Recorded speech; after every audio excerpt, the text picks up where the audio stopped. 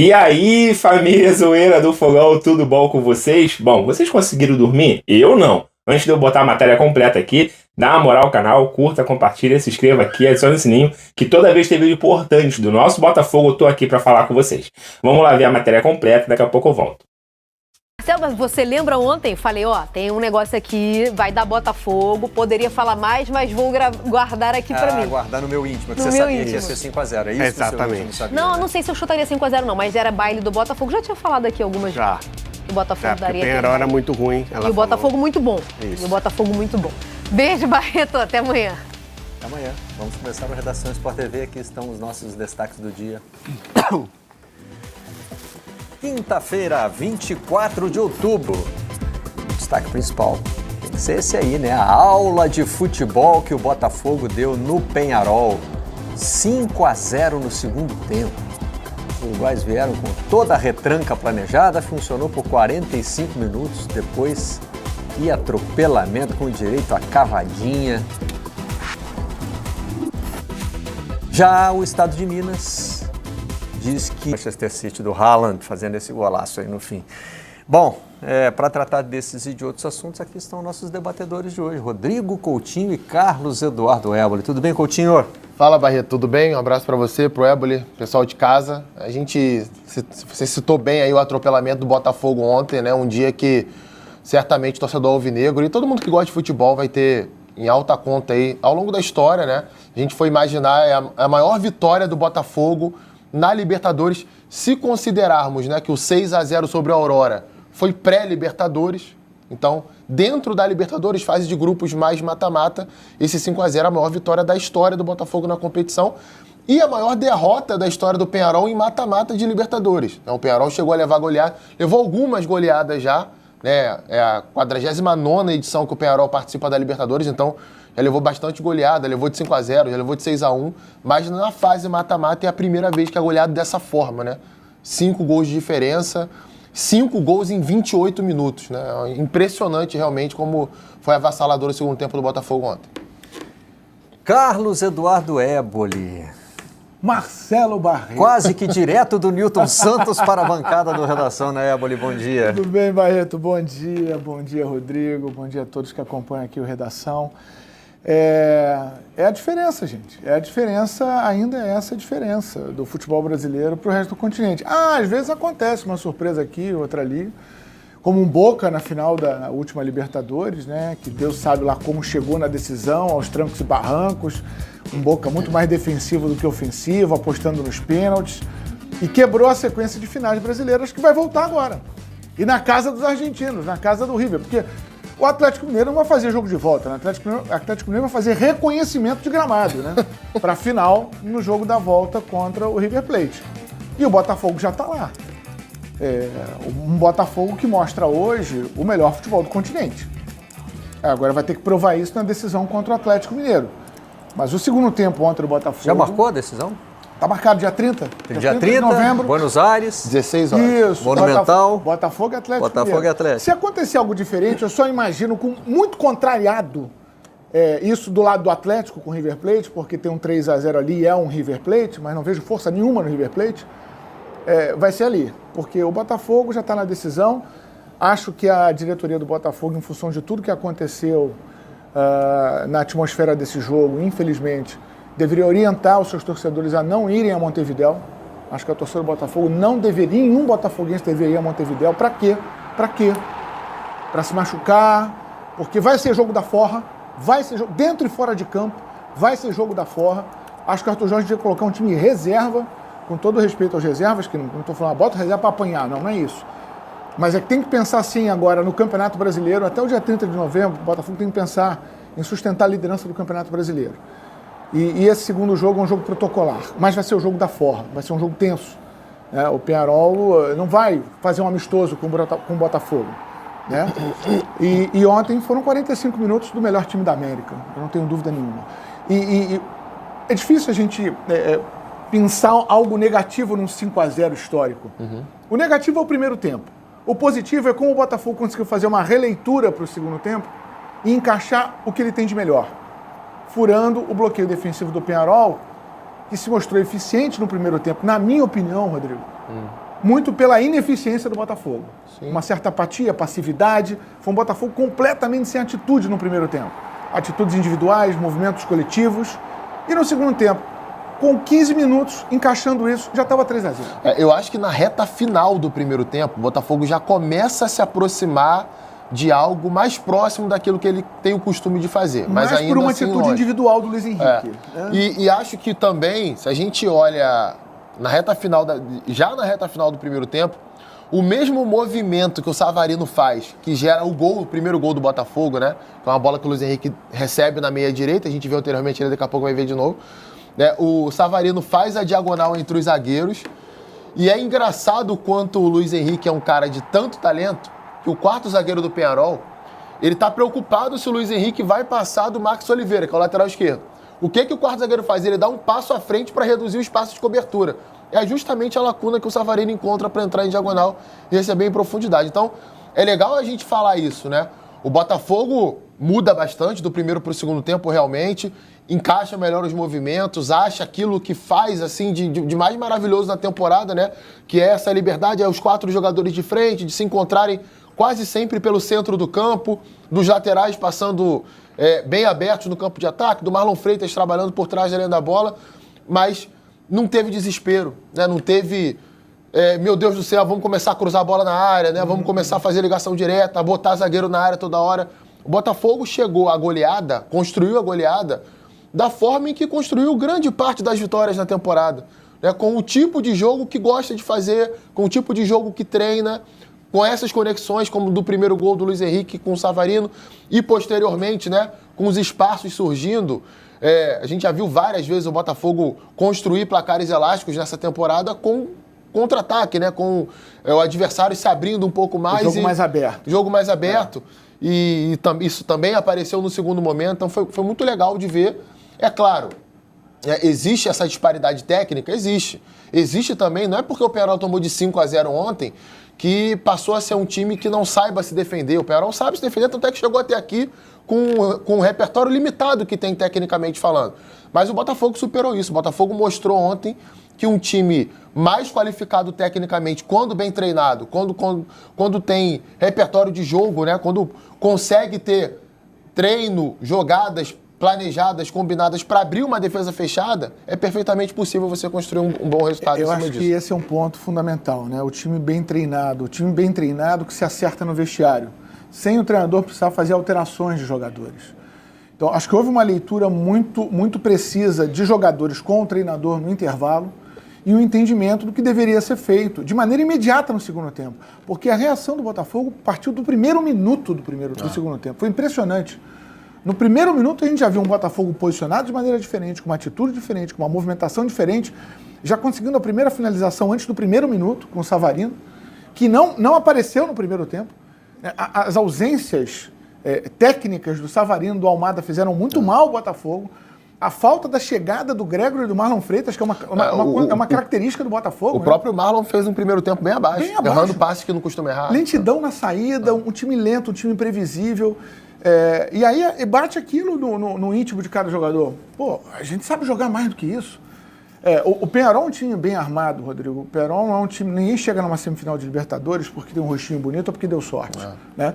Mal bem, o Peñarol conseguiu em 200 minutos ficar com a defesa limpa diante de um Flamengo. Que apresentou suas falhas. Não foi uma equipe bem treinada, talvez, para aquele jogo. Sem inspiração. É lógico que bate nesse momento uma pontinha de vergonha, deveria pelo menos, os jogadores do Flamengo, que tiveram 200 minutos para fazer pelo menos um gol no Peñarol e não conseguiram. No íntimo, deveria. Aliás, ontem a gente está aí mostrando números do Arthur Jorge, técnico português, e ontem foi 5-day. 5-day. 23 de outubro, eu até disse aqui, né? Além de ser aniversário do Pelé, é a data de nascimento do meu avô Guilherme, e ontem eu não tinha me tocado nisso. Ele faria 100 anos. Rapaz. Era o centenário dele. Do botafoguense Guilherme Guilhermino, meu avô materno. O Botafogo que acabou fazendo uma belíssima homenagem ao seu avô e ao Rei Pelé, com o futebol que mostrou. Né? E dando também esse recado ao Flamengo. No dia do 5-0 sobre o Grêmio, dia 23 de outubro, o Botafogo faz 5-0 numa semifinal de Libertadores, né? Jogando em casa. E aí, só que aquele foi de volta, né? Aquele foi de volta. Esse é de ida, resolvendo o confronto. Foi de volta depois de um primeiro jogo em que terminou empatado, porque Deus sabe lá como, porque o Flamengo foi muito superior ao Grêmio, né? Era um Flamengo que voava em campo. E como é esse Botafogo, não encaixa o seu melhor jogo, né? A intensidade, a gente falou até nas manchetes, falou dos resultados da Liga dos Campeões e muito da intensidade da Premier League. Eu já falei aqui, o Botafogo, quando encaixa a sua intensidade de jogo, lembra muito, né, a dinâmica de jogo que a gente vê na Premier League. Guardadas as devidas proporções, qualidade dos jogadores e tudo mais. Estou falando de dinâmica de jogo. E nenhum time brasileiro consegue ter essa dinâmica que o Botafogo, quando encaixa o seu melhor, imprime, né? Eu diria que nenhum time brasileiro nessa temporada chegou nem próximo disso. Próximo disso, né? Com uma peça fundamental que é o Luiz Henrique, cada vez mais confiante. Né? O gol do Savarino, ele é muito condicionado por algo que o Luiz Henrique colocou na cabeça dos marcadores no final do primeiro tempo. Se me desse espaço, eu vou driblar. Eu vou levar para cá. Eu vou levar, é que nem o Garrincha. Guardar as devidas proporções, por favor. Mas eu vou para a esquerda. Eu vou para a esquerda. E você não vai me pegar. Eu vou para a esquerda. Eu vou para a esquerda. Eu fui para a esquerda e você não me pegou. E eu vou chutar em diagonal. E ele fez isso algumas vezes também no segundo tempo. Depois que o Botafogo já tinha aberto vantagem no placar, ele consegue fazer isso. É um jogador... É porque a explosão é muito grande, né? Exatamente. Por isso é que ele pode avisar que vai para a esquerda ou vai para a direita. E ou vou para a direita. Ele é um canhoto que gosta de puxar para a direita. E ele consegue aliar, cara, 3 coisas que são muito difíceis de você ter num jogador. Primeiro é a habilidade, qualidade de drible, né? Bola grudada no pé o tempo inteiro, repertório para conseguir iludir o marcador. Segundo, força física. Terceiro, velocidade. Se a gente unir tudo isso... Posso botar um quarto de momento? Confiança. Confiança, claro. Tudo. E se a gente unir tudo isso, a estatura que ele tem, né, o tamanho da perna do jogador para fazer esse tipo de jogada é importante. Ele tem 1,84 m. É um ponta de 1,84 m que tem habilidade, que faz tudo isso. É realmente um jogador bem acima da média do nível do futebol sul-americano, tanto é que há 2 temporadas atrás se destacava num campeonato superior, campeonato espanhol, né, e era pretendido por outros clubes europeus. Vamos começar pelo Luiz Henrique, as aspas dos jogadores do Botafogo que falaram na zona mista depois da partida. Sabíamos que seria um jogo difícil, a característica do Peñarol é uma equipa que defende muito bem, mas nós conseguimos fazer o nosso jogo e conseguimos dar a resposta positiva no segundo tempo e conseguimos fazer os golos, e agora é continuar a trabalhar e pensar no jogo de volta. Na verdade, o mister pediu para rodar a bola um pouquinho mais rápido, até para desequilibrar o adversário, e no segundo tempo nós fizemos isso muito bem e atacamos a profundidade ali onde gerou o primeiro gol do Savarino. E segundo tempo voltamos mais focados também, sabíamos que era importante vencer dentro de casa para a gente chegar com um resultado de bom tamanho lá, e hoje conseguimos fazer isso muito bem, e agora temos mais 90 minutos para que possamos resolver lá e chegar à final. O futebol proporciona esses momentos e a gente foi inteligente em aproveitar, mas acho que quando a gente aproveita dessa forma é porque a equipe toda estava focada e a gente fica muito feliz de poder ter feito esses 5 gols, mas como falei, pé no chão, a gente não ganhou nada, respeitar muito a equipe do Peñarol e a gente tem mais uma batalha pela frente. No primeiro tempo, acho que foi muito importante nós não cair em provocações nem nada disso, e no segundo tempo conseguimos fazer o melhor possível para ganhar o jogo. Isso foi muito importante, isso foi a chave do jogo. Meu pai é torcedor do Peñarol, meus amigos perguntaram para ele para quem torcia por esse jogo, ele falou que obviamente Botafogo, e hoje deve estar muito feliz por o gol, pela vitória, pero hace poco eu tirei uma foto dele com a camisa nova de Botafogo, a branca, e embaixo tinha de Peñarol. Eu tirei foto dele e tinha que estar tapando porque embaixo estava a de Peñarol, para que a gente não fale nada, então, pero não, ele deve estar feliz que a vitória é nossa. Não começamos nem terminamos pelo Luiz Henrique, o erro foi meu. Eu li o nome dele na nossa tarde e achei que ali era a ordem dos jogadores que estavam falando. Mas terminamos bem com o Barbosa, contando essa história do pai, né? Não, a história é fantástica, né? Pai é pai, né? Você não tem jeito. O filho tá vestindo a camisa do Botafogo, eu sou Peñarol, mas vamos abrir uma licença poética considerável, né? O Barbosa tocou num ponto importante, a questão foi o Savarino, a questão da pilha, né? O time do Peñarol entrou com uma estratégia muito simples, né, de se defender e deixar o time do Botafogo nervoso também, para que o Botafogo não se concentrasse em campo no sentido de buscar alternativas para furar aquele bloqueio defensivo. Então foi um jogo muito pegado, um jogo muito parado, de uma sequência de rolamentos, foi um show de rolamentos do time do Peñarol, com uma conivência vergonhosa. Deixa eu pegar o nome da peça aqui. O senhor Andrés Rojas, da Colômbia, que deu inacreditáveis 4 minutos de acréscimo no primeiro tempo. Aquilo deveria ser um ponto para causar vergonha à Conmebol. E você previu na transmissão da Rádio Globo com o Edson Mauro. Isso, eu falei no máximo 5, O Edson disse, cabem 10. Você falou assim, vai dar no máximo 5. Nem chegou. Vou fazer uma confissão aqui rapidinho. Eu não consegui ver o primeiro tempo ao vivo. Eu tava fazendo Tá na Área ontem, o programa terminou 9h30, eu tava indo pra casa, então eu vi o primeiro tempo quando cheguei em casa retroativamente, né? Eu consegui ver o primeiro tempo inteiro, de 49 minutos, em 28 minutos. Claro, a bola parava e eu adiantava, a bola parava e eu adiantava. De tanta paralisação que teve, eu achei assim, eu não vou conseguir pegar o jogo ao vivo até o final. Consegui pegar o jogo ao vivo no intervalo. De tanta paralisação que teve, não foi excedida durante os acréscimos. E quando o árbitro, que é orientado pela Conmebol, Comissão de Arbitragem da Conmebol, aplica 4 minutos, é como se a Conmebol estivesse chancelando isso. Olha, eu concordo com o antifutebol, eu concordo com a bola parada, eu concordo com a catimba. Você está sendo conivente com isso. É uma vergonha pro futebol, cara. É uma vergonha. É uma estratégia que faz parte do futebol desde que o futebol é futebol.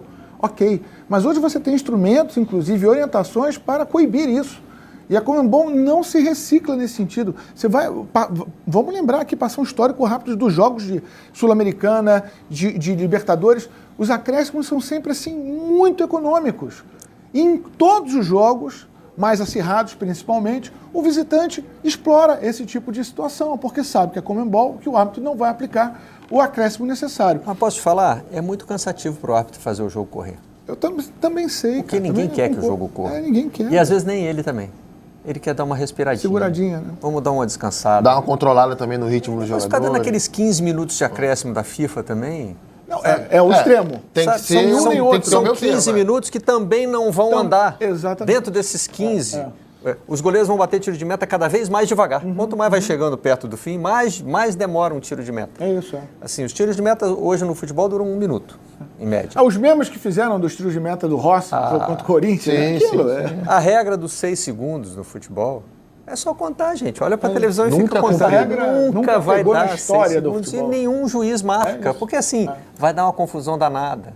Se você marcar, é um tiro livre indireto contra o goleiro. E aí depois os caras vão cobrar que você dê do outro lado.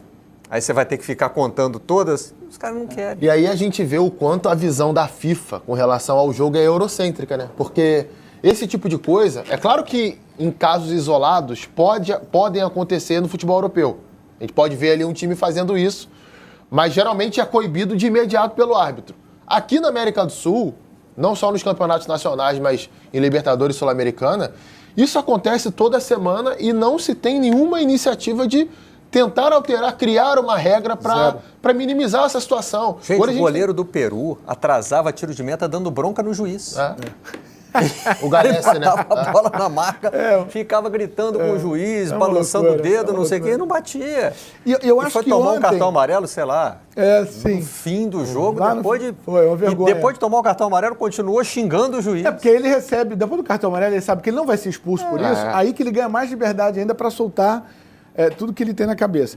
Mas eu acho que ontem, no primeiro tempo, em algum momento, o Peñarol conseguiu entrar na cabeça dos jogadores do Botafogo. Sim, fato. Um time nervoso. Savarino, né? É quem fala disso na nossa sequência de entrevistas ali. Foi a gente fez bem não se deixar cair em provocação, Então, mas foi quase. O Alex Telles, logo no início, entrou na pilha. E quando entra na pilha, sai do jogo. Que é justamente essa a estratégia. Entrou na pilha, sai do jogo. O Peñarol se sente muito confortável, né? E isso não é desse time de agora, nem dos times de antes, é uma questão de cultura, né? Os jogadores uruguaios são educados a render bem em situações de provocação. Isso. Se sentem confortáveis nessas situações de conflito. Né? Talvez até se abastecendo da atmosfera que foi construída antes do jogo. Você carrega, eles sabem carregar isso para dentro de campo, né? Sem perder a concentração. Sem perder a concentração, sem se desorganizar taticamente em campo. Aliás, o extracampo de ontem fez o checklist da Conmebol, né? Porque já começa com violência fora de campo, tem um desgaste muito grande da polícia brasileira, especialmente a do Rio de Janeiro, com torcidas visitantes da Argentina e do Uruguai principalmente. O serviço de inteligência estava de folga. Né? E aí ontem a gente teve essa cena. Bom, família Zoeira tá aí, né? Que nem eu falei, você conseguiu dormir? O Zoeira não conseguiu dormir. Antes da gente falar dessa goleada histórica pra eternidade, eu quero dar um recadinho rapidinho aqui pra vocês, tá? Você tá precisando de um médico veterinário de confiança. É o meu médico veterinário de confiança, tá? Ele atende o Tiquinho, tá? O meu cachorro, como vocês podem ver na foto, meu cachorro se chama Tiquinho, tem 4 meses e eu sempre atendo aí com o Douglas Carvalho. Ele atende aqui na região da Baixada Fluminense, algumas regiões, tá? Entre em contato com ele se você estiver precisando de uma vacina, um atendimento na sua residência, ele vai até aí, tá bom? E cobra um preço muito justo e eu recomendo pro seu cachorro, pro seu gato, tá? Então vai lá, vou deixar também o contato dele aqui fixado no primeiro comentário. Você entra lá no contato dele, chama ele, conversa com ele e fala qual é o seu problema ou apenas você está precisando dar uma vacina atrasada, alguma coisa, algo assim, tá bom? Então não perca tempo, vai lá, procura Douglas Carvalho, eu recomendo, é o meu médico veterinário aí que atende o meu cachorro desde quando eu consegui comprar esse cachorro aí, que foi pro meu filho, né? Meu filho, a gente queria um cachorrinho pro meu filho porque ele estava muito sozinho dentro de casa, a gente foi e comprou, batizamos, aí meu filho mais velho batizou ele de Tiquinho, e agora é Tiquinho, que realmente chama ele pequenininho, então recomendo demais. Douglas Carvalho, vai lá, chama ele no WhatsApp aí, conversa com ele, tá bom? Vamos falar aqui de Botafogo, galera, ninguém imaginava um placar desse, ninguém. Eu tô rouco, eu devo estar com a cara inchada, eu fui dormir, era mais de 2, eu dormi cerca de meia hora, eu acordei achando que eu já tivesse dormido pra caramba, eu falei, não cara, eu preciso dormir, eu tenho que dormir. Então, tipo assim, a cabeça inacreditável. A ficha ontem não caía de jeito nenhum, porque foi um primeiro tempo muito truncado, o primeiro tempo daqueles Libertadores mesmo, os caras fazendo aquela cera, o goleiro sorrindo, né? O goleiro do Peñarol caía e sorria, os jogadores, qualquer coisinha caía e ficava. Então ficou aquele primeiro tempo muito cara de Libertadores, aquele Peñarol que a gente imaginava que seria um pouco retrucado, não foi tão retrucado assim, tá, como a gente imaginava que seria. Foi um time que tentou aproveitar algumas chances de ir pra frente, então tava me surpreendendo. Eu falei, pô, Peñarol tá me surpreendendo. Eu imaginava que eles viessem mais fechadinho, não iria atacar tanto, mas eles estavam querendo atacar. Primeiro tempo, acho que finalizaram com mais perigo do que o próprio Botafogo, e eu falei, cara, terminou 0-0 o primeiro tempo. Eu falei, mano, se a gente sair daqui com 1-0 hoje, 1-0 vai ser um ótimo resultado pro Botafogo depois tentar se virar lá no Uruguai. E aí, eis que uma noite iluminada, abençoada, o Botafogo faz 1, faz 2, faz 3, 4, 5, poderia ter sido até 6. Mas de qualquer forma, foi uma goleada histórica, né, contra um time aí copeiro, o Botafogo eliminando Palmeiras, tem 3 títulos, São Paulo, que tem 3 títulos. E agora, praticamente, o Peñarol lançou, né? A gente sabe que futebol tudo pode acontecer, mas eu não vou ser dessa vez tão pé no chão quanto aí o Arthur Jorge, falando que não tem nada decidido, os 4 times têm chance de ir pra final. Se o Botafogo leva uma virada depois de 5-0, aí vira mais histórico ainda, né? Então, assim, o Botafogo tá 99% classificado pra final. Ninguém acredita na virada do Peñarol, porque o Peñarol é um time que não faz gols. O Peñarol é aquele time que ganha de 1-0, 2-1. Nem 3 gols eles são de fazer. Muito menos 5, 6 para poder se classificar. 5 para ir pros pênaltis. Então, assim, e 5-0, porque se for 5-1, aí o Botafogo leva. Então o Peñarol não tem essa característica de fazer gols. Ele tenta não sofrer muitos gols para tentar resolver em casa. Então, galera, não tem como falar que o Botafogo não tá na final. E pra mim o Galo também tá na final. Apesar de que o Galo achei um resultado mais mentiroso, porque o Galo fez 1 e sofreu muito ataque. Aí conseguiu achar o segundo gol e continuou sofrendo muito ataque do River. E acabou ficando um placar muito elástico. 3-0, fala assim, pô, só deu Galo. Não, o River jogou bem. Pode ser que o River, eu acho muito difícil o River também virar esse jogo pra cima do Galo. Mas eu acredito que o River até ganha de 2-0 do Galo na volta, alguma coisa assim. Mas o Botafogo praticamente está com os 2 pés já na final. E primeira final do Botafogo praticamente aí, né? Quase certa a primeira final do Botafogo na Libertadores. Tudo para ser novamente uma final brasileira, mais uma final brasileira. Botafogo e Atlético Mineiro, no caso, o mando de campo seria do Atlético Mineiro, então o Botafogo deve jogar com o segundo uniforme. Enfim, cara, assim, a ficha ainda não caiu. Tenho muita coisa para compartilhar com vocês, mas não vou falar tudo nesse vídeo, porque vai ficar muito grande. Então, conforme a gente for fazendo os outros vídeos durante o dia, aí eu vou soltando tudo que tá aqui, até a ficha cair. Não consegui nem avaliar os jogadores ainda, não dá, porque todo mundo jogou muita bola ontem. O Barbosa fez seu primeiro gol com a camisa do Botafogo numa semifinal de Libertadores. O pai dele, por exemplo, é torcedor do Peñarol. Enfim, aqui se faz, aqui se paga. Depois de tudo que o Peñarol aprontou ontem a sua torcida no Rio de Janeiro, tomaram de 5-0 do Botafogo. Eu vou ficando por aqui. Mais tarde eu volto com outras informações, com outros vídeos pra vocês. Então fique ligadinho aqui no canal da Zoeira, tá? Vou ficando por aqui. Fiquem todos bem e fiquem com Deus. Fui!